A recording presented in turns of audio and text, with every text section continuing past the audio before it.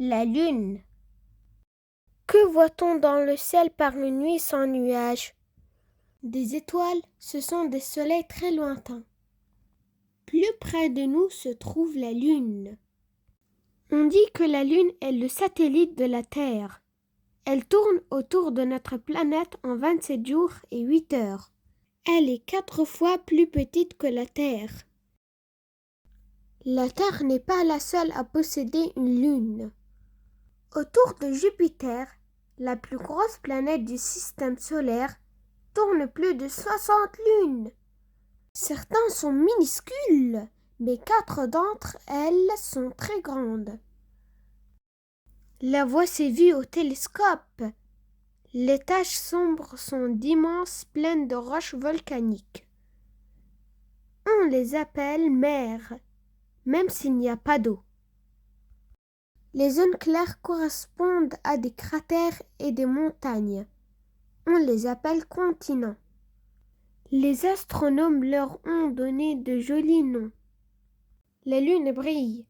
Pourtant, elle n'émet pas de lumière. C'est le soleil qui l'éclaire. Selon sa position dans l'espace, elle semble changer de forme. D'abord, on ne la voit pas, c'est la nouvelle lune.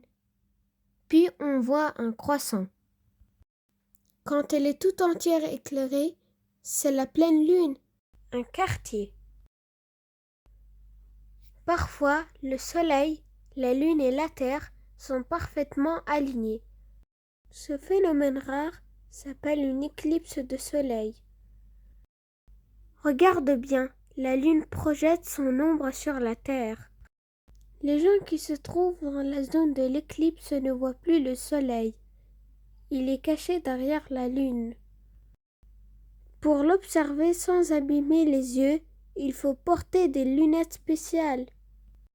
La Lune se trouve à environ 384 000 km de la Terre. Cela te paraît énorme? Pourtant, à l'échelle de l'espace, c'est une distance minuscule. Dès 1959, de petits engins spatiaux sont envoyés en observation. Ils font le tour de la Lune, la photographie. D'autres réussissent ensuite à s'y poser. En 1969, pour la première fois, des hommes s'envolent pour la Lune. 3 astronautes américains prennent place dans la capsule Apollo 11, au sommet de la fusée Saturn V. Après plus de 4 jours de voyage, ils alunissent dans la mer de la Tranquillité.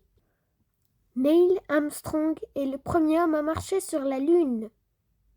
D'autres équipages suivent celui d'Apollo 11. Au total, 12 hommes sont allés sur la Lune pour collecter des roches et mener des expériences scientifiques. Lors des dernières missions, les astronautes avaient même une Jeep lunaire. Aujourd'hui, on prévoit de construire une base sur la Lune. Elle pourrait être utilisée pour décoller vers la planète Mars et explorer l'univers. L'aventure continue.